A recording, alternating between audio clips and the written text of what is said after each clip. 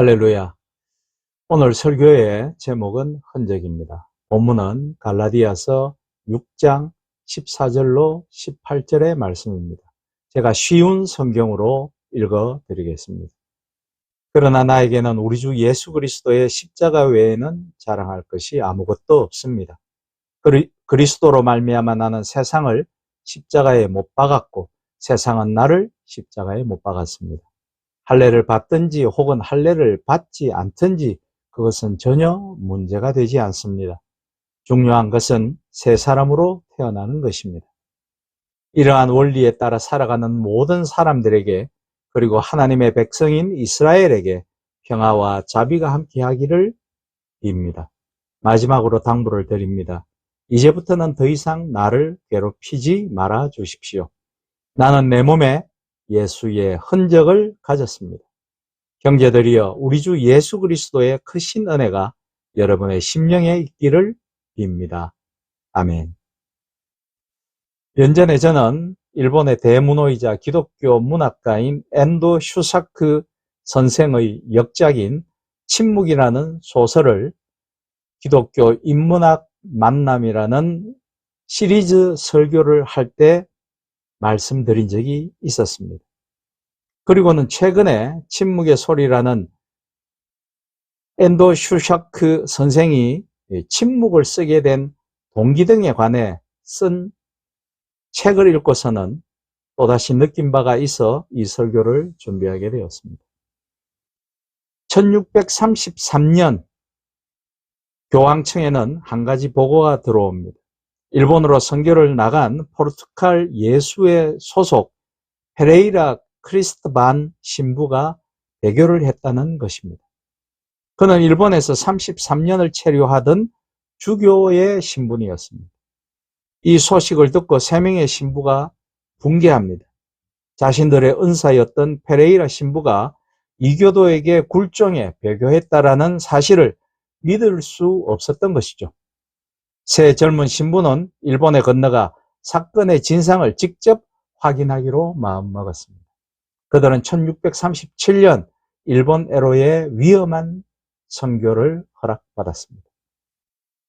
그들은 일본에 건너가기 위해 준비하던 중 한 사람은 건강 악화로 함께 가지 못하고 두 사람만 일본 땅을 밟는데 프란시스 가르페와 세르바티앙 로드리고 신부입니다.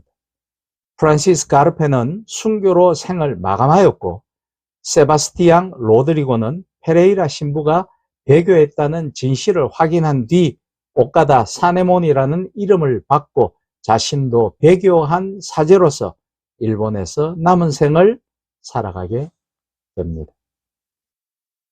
페레이라 신부나 로드리고 신부가 배교를 증명하기 위해 했던 행동은 후미에를 밟는 행동이었습니다.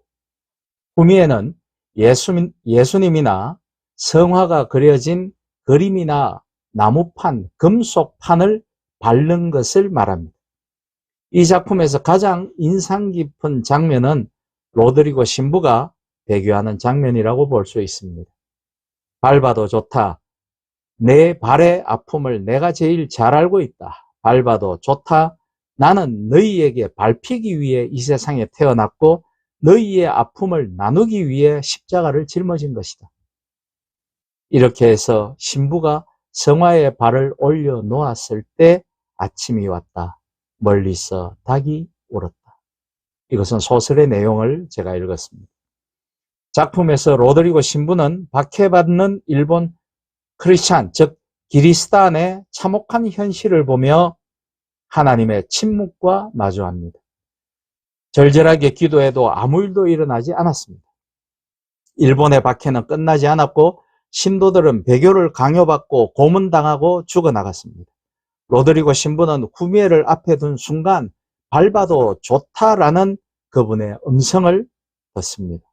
그는 배교를 선택하면 잔인한 고문을 받는 일본 농민 3사람의 목숨을 살려주겠다라는 조건으로 결국 배교하고 맙니다. 페레이라 신부는 후미에를 밟는 것을 망설이는 로드리고를 설득합니다. 예수가 있었다면 예수도 저들을 살리기 위해 배교라는 가장 괴로운 사랑의 행위를 선택했으리라는 것입니다. 개개인의 생각이 어떻든 이 소설은 순교와 배교를 단적으로 가를 수 없는 현실이 있다는 것을 우리에게 절절히 보여줍니다. 교리를 내세워 이야기하는 것과 현실의 상황에서 현실을 이야기하는 것은 다를 수 있음을 우리에게 강력하게 보여주고 있습니다. 이 소설은 하나님이 침묵하는 것처럼 보이는 현실 가운데 믿는 자들이 어떻게 행동할 것인지에 대해 묵직한 질문을 던지고 있습니다. 욥기나 하박국에서도 엇비슷하게 던져지는 질문이죠. 오늘날 기아와 가난으로 신음하는 현장에서도 홀로코스트와 전쟁, 세월호와 이태원 참사의 현장에서도 이와 같은 질문을 던질 수 있습니다. 결국 하나님의 부재를 신앙적으로 어떻게 받아들여야 할 것인가에 대한 이야기인 것이죠. 소설 속 배교한 이들의 모습에서 예수님이 십자가에 매달릴 때 그를 배반했던 제자들의 모습이 겹쳐져 보이기도 합니다. 예수님은 자신을 배반한 제자들을 결코 내치지 않았습니다. 베드로처럼 로드리고가 배교하는 장면에서 닭이 웁니다. 그 닭의 울음은 우리의 어리석음을 물리치듯 깨우침의 새벽을 알리며 우리의 심령을 두드립니다. 우리의 부족함과 모자람과 불순종과 사랑 없음을 사정없이 때리죠. 소설에는 배교와 회개를 끊임없이 반복하는 한 캐릭터가 나오는데 그가 바로 일본인 기치지로입니다.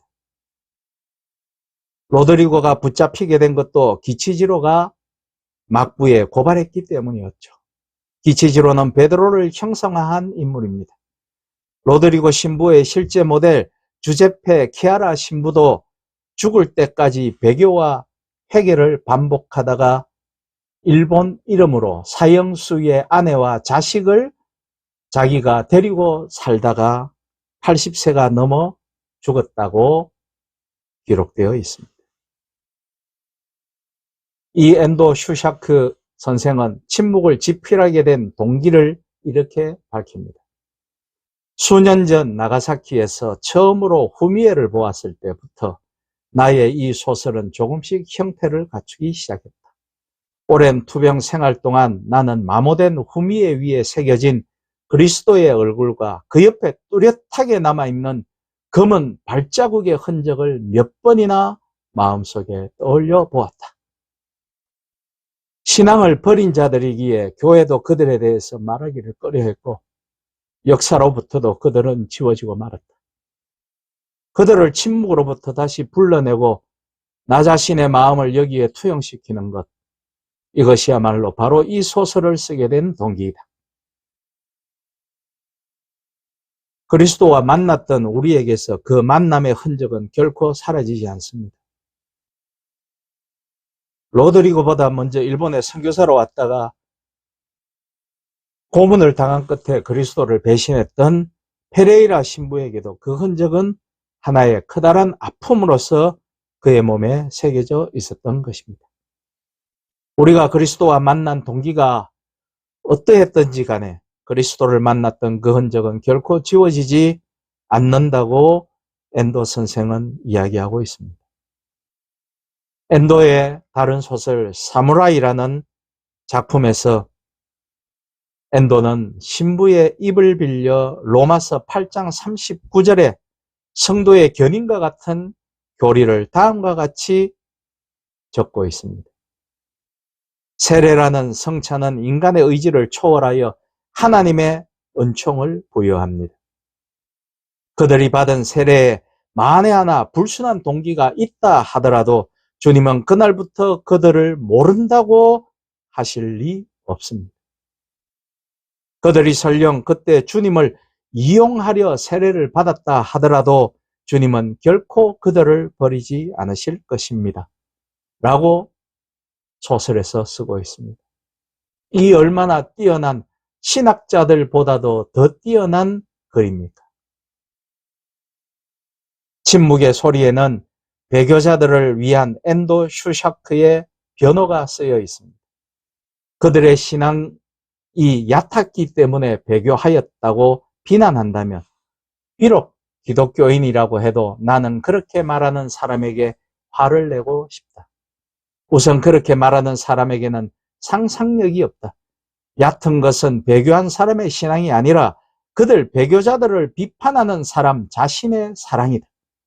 그리고 사랑이 얕은 사람의 신앙이란 것을 나는 받아들일 수 없다라고 앤더 선생은 쓰고 있습니다.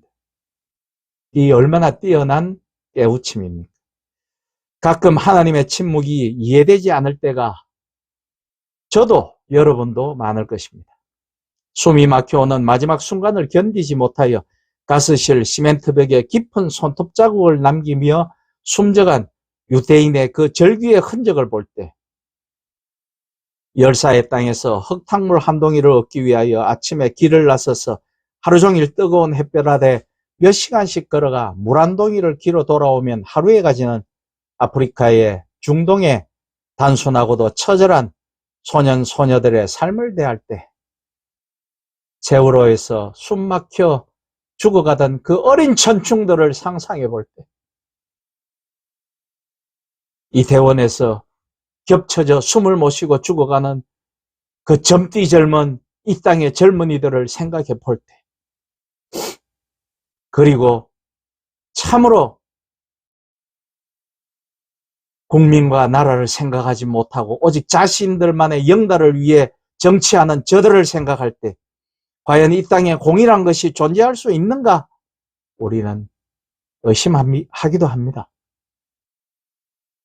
어른들의 이권 다툼으로 전쟁과가 되어 남은 한쪽 팔과 다리로 쓰레기 더미를 뒤지고 있는 어린이들을 볼 때, 자신은 그저 살기 위해 도망쳐 이웃 나라에 피신하고자 하는데 자신들이 테러 분자로 몰려 난민으로 거부될 때, 사람답게 사는 것이 무엇인지조차 모르고 오직 굶주림을 해결하는 것만이 인생 최대의 목표요 삶의 방식이 되어버린 북한 동포들을 생각할 때,